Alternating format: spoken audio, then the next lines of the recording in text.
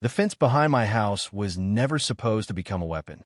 It was just slats and posts between my yard and the lake trail, a plain divider that came with the property. I lowered it because I wanted to see the water I paid for. I wanted to watch the light slide across the lake in the evenings and to keep an eye on my dock without having to walk outside.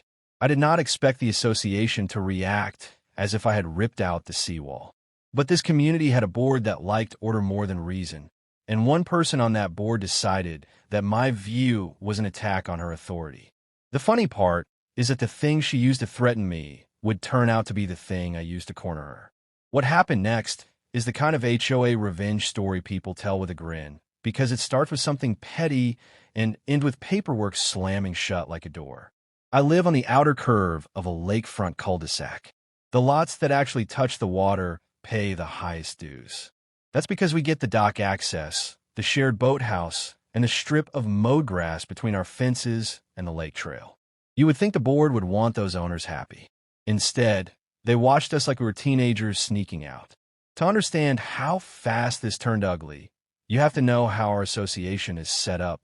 We have 5 board members, but everything runs through the president. I'll call her Ms. D. She is one of those people who never stop being the hall monitor. She volunteers for everything, hosts the meetings, and always has the governing documents in a binder with sticky notes. She also lives 1 row back from the water. That matters. She can only see the lake through other people's gaps.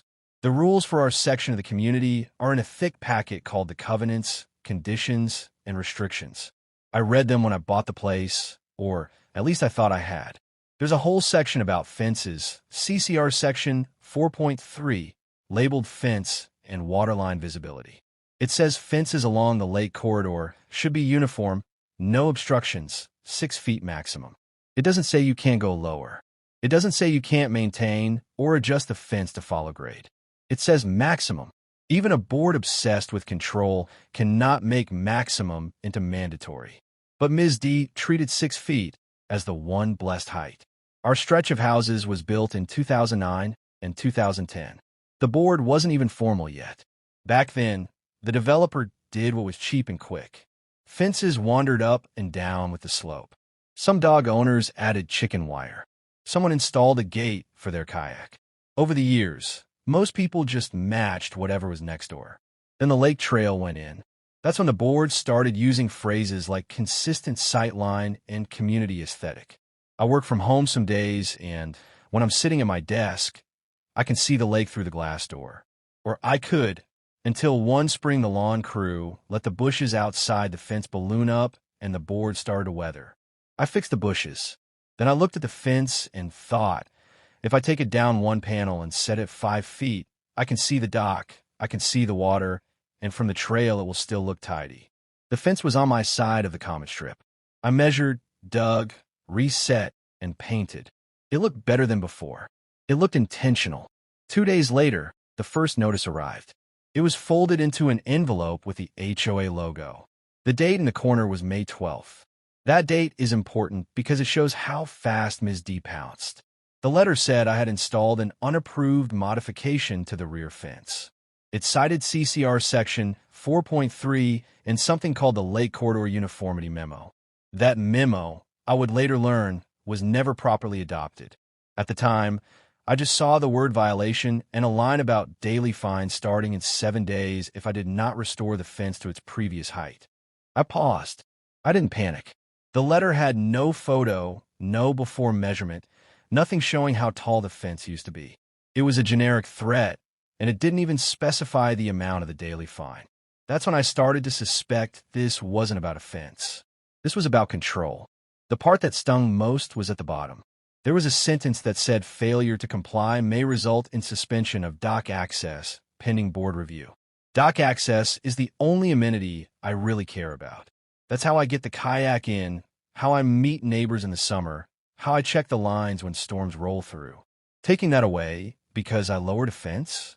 That was pure board arrogance. It would have been easy to grumble and raise the fence back up. That's how they win. They bank on people being busy, tired, not wanting a scene. But every time I looked out and saw the water, I thought about what I was paying for. I thought about how Ms. D's house couldn't see the lake unless other people lost their privacy or their view. I thought about how she turned a maximum rule into a uniform mandate because she liked symmetrical photos in the newsletter. So instead of fixing the fence, I started collecting things. First, I walked the trail at dusk when the sun was low and you can see every line and shadow. I counted fences. 4 of the lakefront fences, including 1 2 doors down, were already lower than mine on certain sections because the ground dipped. One had decorative lattice up top, which is not uniform at all.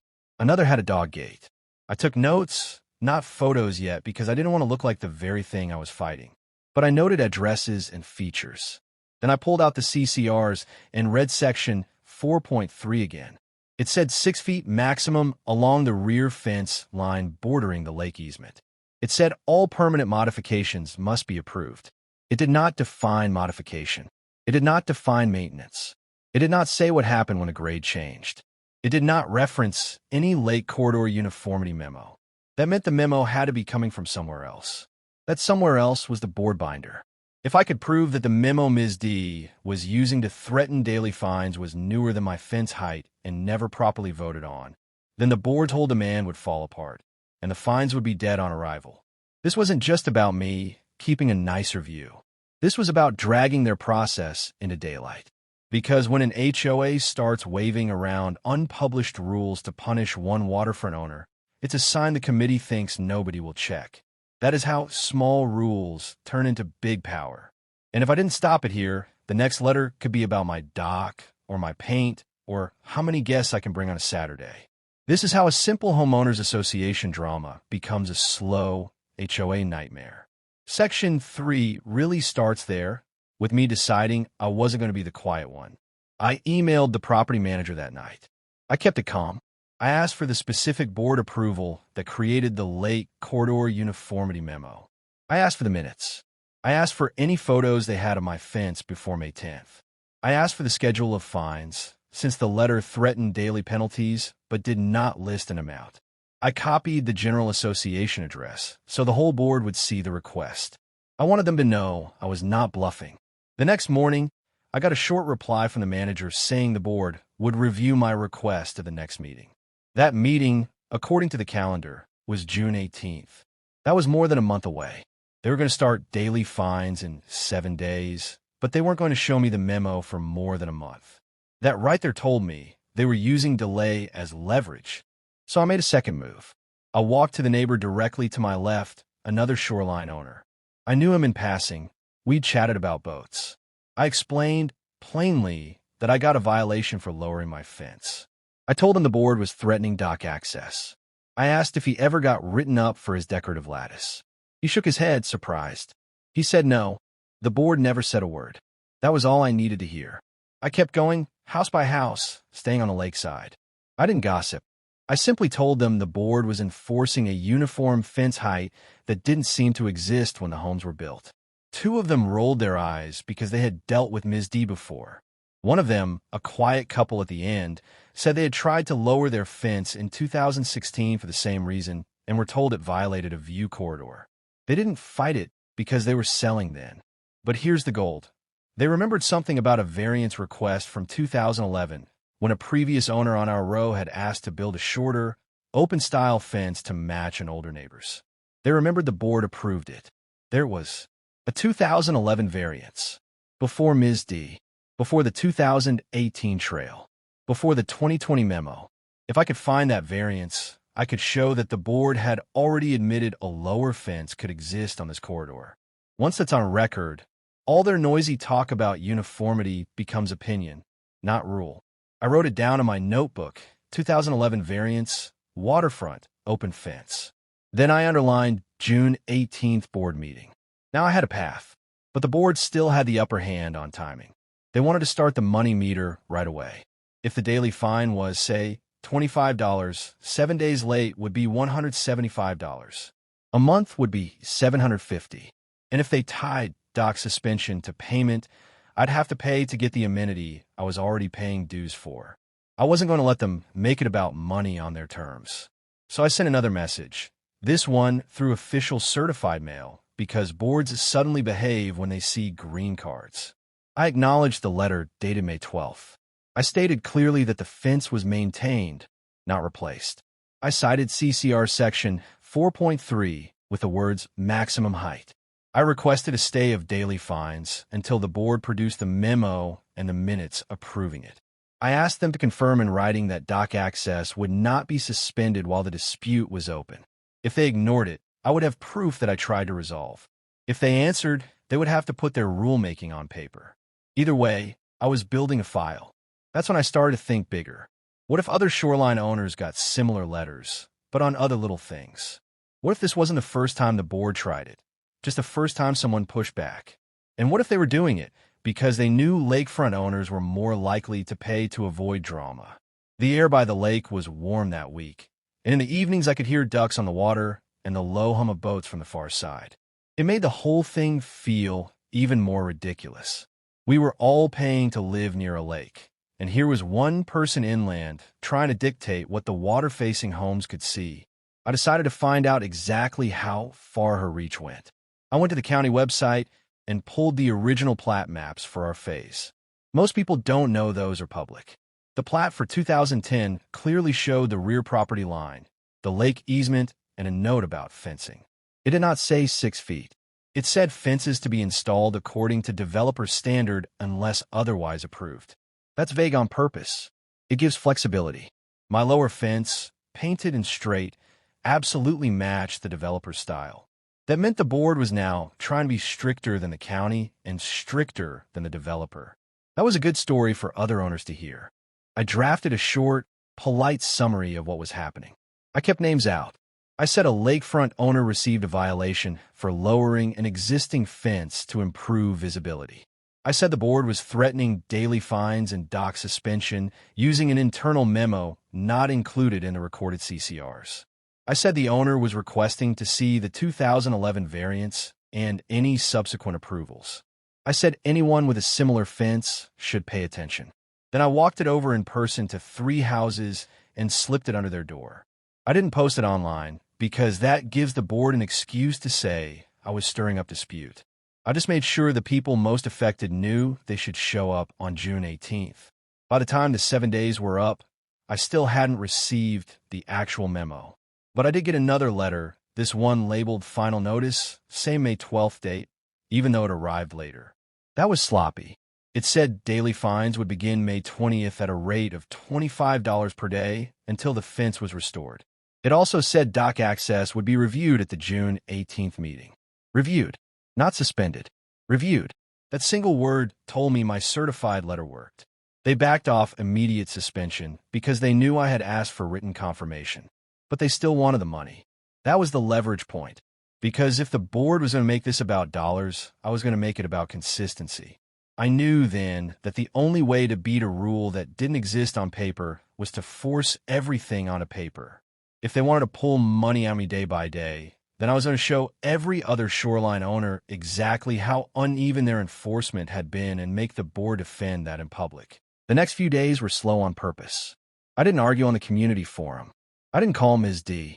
I let the notice sit while I gathered proof. After dinner, I walked the trail, and this time I did take photos. I stood where the public could stand, aimed my phone at the rear fences, and captured every non-standard feature. The lattice 2 doors down. The narrow gate at the boat launch house. The fence that dipped because the landscaping crew had carved too much soil away. All of them were clearly visible from the lake trail, which meant the board either saw them and didn't care or never bothered to look.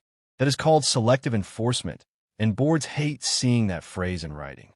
I printed the photos and labeled them by address. Then I put them next to the final notice dated May 12th. Even just laid out on my table, it was obvious. My fence was straighter, neater, and more compliant than some that had been standing for years. The only difference was mine was new enough to be noticed. While I was doing this, I kept asking around about that 2011 variance. I called the management office again and asked if older approvals were stored with the current files. I got the same line about the June 18th meeting.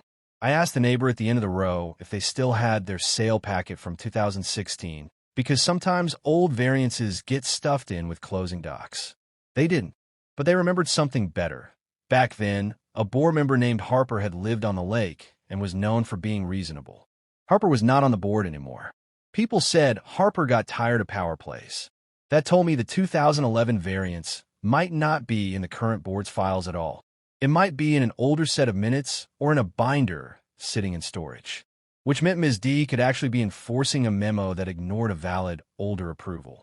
If that was true, then her threat to start a daily fine was built on sand. I wanted to be ready for the moment she realized I had that angle.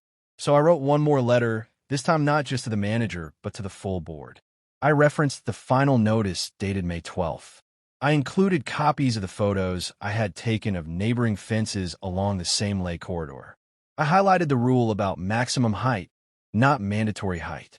I asked the board to explain, in writing, why those existing non-standard fences had not received daily fines. I used their own phrasing to make it sting. I said I wanted to ensure consistent application of association standards for all lakefront properties. I knew that would annoy Ms. D, but I also knew the other board members would read it and realize this was no longer a small, private scolding. It was now about all shoreline owners, which meant whoever ran for board next year would remember which side they took. Now we were creeping up on the part of the story where the pressure starts to go both ways. Up to this point, the board had the upper hand. They sent a notice, they set a deadline, they threatened dock access. But once I made it about consistency, they had to choose between backing off or upsetting 4 to 6 waterfront families who pay the most dues. That is the part some boards never think through.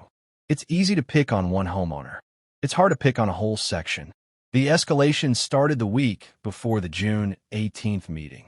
I got an email, not a letter, from the property manager. It said the board had reviewed my request for a stay of fines and decided not to grant it. Daily fines at $25 per day would be assessed retroactive to May 20th and would continue until the fence was restored. It also said dock access was still scheduled for review at the June meeting. That was it. No memo attached. No minutes. No explanation of other fences. Just pay the money and fix it. That email was important for 2 reasons. First, it confirmed the fine amount, $25 per day. Second, it confirmed they were trying to bill me for days that had already passed, even though they still had not shown me the rule they cited. That is bad optics for any association. It becomes a cash-first, proof-later model. This is where money enters the picture, and once money's on the table, boards start caring about who's watching. If I could make it clear to the other lake owners that the board would bill retroactively without providing governing documents, I could force them to defend every fine, every fee, and every dock suspension they had ever handed out. I didn't fire back by myself. I called the neighbor with the decorative lattice. I told him fines were starting, and I had photos of his fence in the packet. I said I was going to the June 18th meeting and that it would help if more than one waterfront owner sat in the room. He laughed, but he said he'd come. I called a couple at the end, the ones who remembered the 2011 variance. They also said yes, because they felt this nonsense before. That made 3 of us. 3 waterfront owners showing up for a fence dispute is more than most boards expect. Meanwhile, I was still looking for the actual 2011 paperwork. The county couldn't give it because it was an internal approval, not a recorded plat change. The manager wouldn't send it. So I did something I knew would irritate Ms. D. I asked for the board agenda excerpt for June 18th. That's a simple thing. It's basically the list of what they plan to talk about. I wanted to see whether my fence was under new business, violations, or executive session. If they were trying to tuck it into executive session, that would tell me they didn't want owners hearing the debate. The manager replied with a short PDF. That PDF became my second escalation prop. It showed June 18th agenda. It had financials, landscaping, lake weed control, and then, under violations, rear fence height, lake corridor. Not my name. Not my address, just the issue. That was good. That meant it was going to be discussed in open session, which meant I could speak. This is the moment I realized I could win. Because if the board had been confident about its memo, it would have sent it already. If the board had been confident about its authority, it would have suspended dock access right away. Instead, it was trying to collect money first and argue later in public with multiple waterfront owners present. I spent the 3 days before the meeting getting everything in order. I printed the CCR section 4.3 page. I printed the plat map showing developer standard fences. I printed my photos. I printed the final notice dated May 12th. I printed the June 18th agenda excerpt. I put them in a slim folder. I practiced what I was going to say so that I could deliver it as narration, calm, no accusations. I was ready for Ms. D to try to cut me off. The meeting was held in the clubhouse, the one with buzzing fluorescent lights and folding chairs. When I walked in, Ms. D was already at the table with her binder. 2 other board members were beside her. The treasurer was online. A few non-waterfront owners sat in the back, probably for the landscaping item. Then my shoreline neighbors came in. I saw Ms. D's eyes flick to the 3 of us and then to my folder. She knew this was not going to be quick. She opened the meeting like always, reading minutes, talking about budgets. I waited. When she got to violations, she said there was a matter regarding uniform fence height along the lake corridor. She said one homeowner had reduced the height of the rear fence without prior approval, which was required to maintain a consistent aesthetic. Then she said the board had issued notices and intended to uphold the fines. That's when I raised my hand. She tried to say owners could comment after the board discussion, but I said the violation was about my property and I needed to clarify the facts. I kept it short. I said the CCRs state a maximum height, not a mandatory height.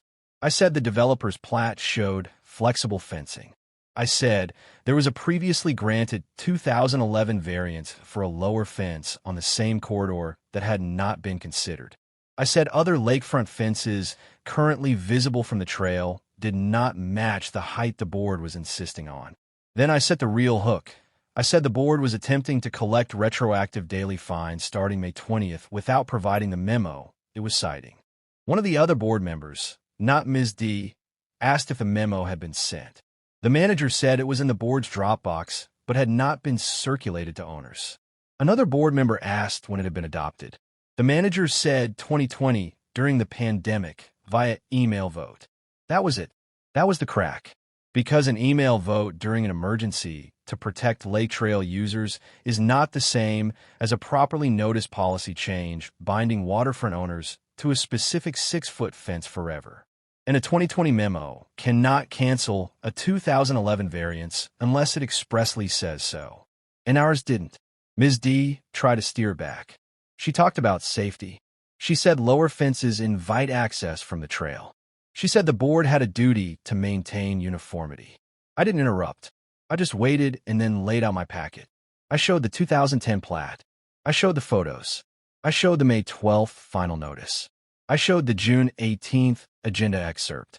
I said I was not refusing to comply. I was asking the board to apply rules equally and to recognize earlier approvals. I said I would not accept retroactive daily fines for a rule that had never been shared with owners, and I would not accept dock suspension while the board was still sorting out its own documents. At this point, even the treasurer on the call sounded uncomfortable. Collecting money for a rule you can't show is the kind of thing that gets repeated at annual meetings. So they paused. They went into a short huddle, whispering, flipping through the binder. Then they came back with what they thought was a compromise. The fines would be paused starting today, June 18th, but the amount from May 20th to June 17th would still be owed, and the fence still had to go back up to 6 feet pending review. That was better, but not enough. Because if I paid from May 20th to June 17th, I would be validating their fake start date. I would be admitting guilt for a rule they hadn't proved. I needed them to walk the whole thing back. By this point, I had proved 3 things. The board's memo was newer than my fence change. Older lakefront approvals existed, and other shoreline fences were out of uniform without being fined. I had also forced them to pause future fines and to talk about it in the open, not behind closed doors. The only piece left was to make them admit they could not bill retroactively for an unpublished rule. After the recap, the meeting shifted into that tense, quiet mode boards get when they realize an owner did homework. Ms. D was irritated. Her voice got a little tighter. She said the board had always intended to keep fences at 6 feet. I said intent doesn't matter if it's not in the recorded CCRs. I said if the board wanted to adopt a hard height rule now, it could, but it would have to notice owners and treat all existing non-conforming fences the same. That's when one of my shoreline neighbors spoke up.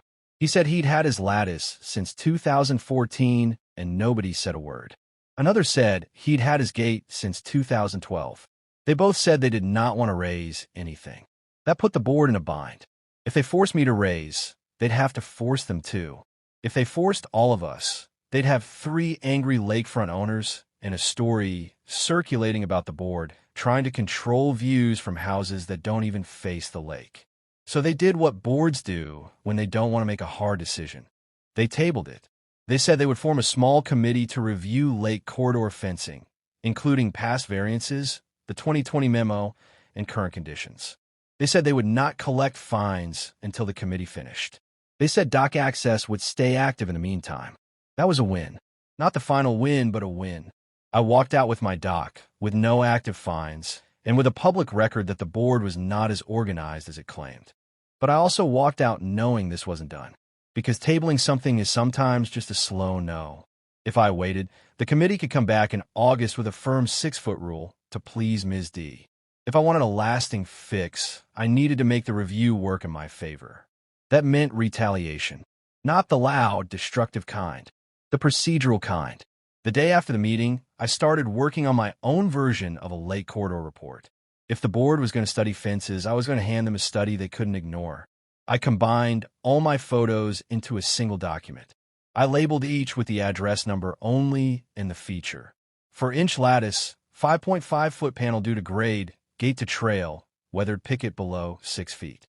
I included the 2010 plat and quoted the line about fences according to developer standard. I attached the 2011 variance reference the neighbor had described, noting that the board needed to locate it. Then I added a final page suggesting that existing, well-maintained fences under 6 feet should be grandfathered permanently as long as they stayed in good repair. At the top of that document, I wrote, Lakefront fence conditions, shoreline row A. Under that, I wrote, submitted to the board June 19th for committee consideration. This was my way of getting ahead of them. If they ignored it, I could point to it later and say the board rejected a fair, consistent option. If they used it, I had set the terms. And buried in that document, in neutral language, was the real trap. If you grandfather existing lower fences, then mine, having been lowered and maintained before the committee finalized policy, should also be grandfathered. That is how you bend their process back onto them. I printed 3 copies and delivered them to the manager, to the clubhouse box, and to Ms. D's porch. Before I dropped the one at Ms. D's, I looked at her house. From her front window, you could see the lake only if the yards downhill stayed uniform and high. That was the real root of this whole fight. She didn't like needing other people's fences to be tall to protect her view of the line. She didn't like a lower fence drawing the eye to a yard that wasn't hers. She wanted to control the scene. Next, I was going to show her that trying to control the scene would cost her reputation with the exact group she needed most. The lakefront owners who fund the community and whose votes decide who sits in her chair. The next few weeks felt quiet, almost too quiet. The committee didn't reach out, but I could feel them working behind the scenes. That silence was fine with me. I had already planted every seed I needed. By mid-July, lakefront chatter started bubbling again. People were whispering that the committee couldn't agree on enforcement because every single yard had something unique. Some fences were shorter, some had custom gates, and one had vines climbing halfway up. Consistency was a fantasy. That's when the board blinked. I received a short note in my mailbox. No envelope this time, just a printed sheet from the committee chair. It said they were still reviewing all prior variances and maintenance records. The line that mattered most was at the end. Owners with fences installed before June 18th are encouraged to maintain their current condition until the review concludes. That sentence meant one thing. My fence was frozen in time, safe until they finished, and that finish date would never come soon. This was no longer about rules. It was about reputation. Ms. D had turned her crusade into a spotlight, and I was about to show the entire association how that spotlight could burn the one who lit it. Now came the retaliation phase. Not rage, just paperwork precision. I filed a formal records request for all communications referencing the Lake Corridor Uniformity Memo. Boards hate that phrase because it triggers legal protocol. They have to produce meeting minutes, emails, and votes. It forces transparency. The manager tried to stall, but state law gave them 30 days. So I waited, and when the folder finally came, I found the golden line in an April 2020 email chain. Proposed standardizing lake fences for aesthetic continuity, pending owner feedback. Pending owner feedback. That meant the rule was never finalized. I highlighted it, scanned it, and stored it as evidence B. Then I prepared my retaliation letter. I sent it certified again, same as before. In it, I attached evidence, the 2011 variance reference, and evidence B, the 2020 email. I wrote, given that the board memo remains pending owner feedback and has not been properly adopted, any fines or enforcement actions are without standing. I copied every lakefront owner. Within 48 hours, the community email thread lit up. People thanked me for uncovering what they called the phantom memo. One even offered to co-sign a petition for board recall if the fines weren't canceled. That was the real beginning of the shift. 2 days later, the board called an emergency clarification meeting. The agenda said Lake Corridor Policy Review. It was open session. When I arrived, the mood was completely different. Ms. D didn't have her usual confident smirk. The treasurer was calm, but tired. The manager looked like they wanted to be anywhere else. Ms. D started by saying there had been confusion about the 2020 memo and that the committee had determined additional owner input was required. She proposed recirculating the policy for a new vote. I knew what that meant. It was her attempt to quietly reset the whole thing and save face. But one of the other board members spoke up and said, before we start over, we should probably rescind existing fines to avoid liability. The room went still. Even Ms. D couldn't argue with the word liability. They took a vote. 4 in favor, 1 opposed, hers. The fines were erased. The 2020 memo was reclassified as a draft guidance. Dock suspensions were prohibited without 2/3 vote. That's the satisfying part of a petty revenge HOA story. You don't need to shout or slam doors. You just let their own words undo them. Now the only thing left was to make sure Ms. D couldn't spin the narrative. She had to face the same homeowners she'd bullied with rules that never existed. At the annual meeting in August, turnout was the highest it had been in years. Waterfront owners filled the room, arms folded, ready. The first half was uneventful: budgets, landscaping, normal talk. Then came elections. 2 positions were open: secretary and president. Ms. D had run unopposed for years. Not this time. The neighbor with the lattice, my quiet ally, stood up and nominated himself. He didn't even campaign. He just said he believed in transparent enforcement and fair communication. The vote was by paper slip. When they counted, the result was almost poetic. Ms. D lost by 6 votes. She stayed on the board as a member at large, but her presidency was over. The same binder she'd used to control others was now passed to the new president, someone who actually lived on the lake. That night, I walked to my backyard and leaned on the lowered fence. The lake was calm. The air smelled of cut grass and summer rain. I could hear quiet laughter from another dock down the way. All of it reminded me why I fought in the first place. It was never about defiance for its own sake. It was about not letting one person rewrite the rules for everyone else. In the weeks that followed, the new board sent out a short newsletter titled Clarifying Lakefront Standards. It said all existing fences were considered compliant if maintained in good repair. It said any new proposals would be reviewed under updated, transparent guidelines. It even thanked owners who helped identify historical documents. That last line was my victory stamp. But Ms. D wasn't done trying to save face. She started small rumors that I'd caused unnecessary tension, that the board's insurance had to step in. The thing is, when you lose credibility on paper, whispers don't travel far. The same neighbors she once lectured now waved at me on the trail. They called my stand the fence story. One joked that I turned HOA fines gone wrong into a homeowner's manifesto. Every time I see that line of fences now, each slightly different, I can't help but smile. Uniformity never looked so diverse. Months later, I got one final envelope from the association. It wasn't a notice or demand. It was a refund check for $75, The filing fee they had improperly charged for administrative processing. No note, no apology, just the check. I cashed it and used the money to repaint the fence the same color as before. The water beyond it looked clearer than ever. Sometimes revenge doesn't need fire or fury. Sometimes all it takes is patience, a paper trail, and the knowledge that the people who tried to control you ended up following your lead. Tell me your HOA horror in one line. Let's see whose board went pettier.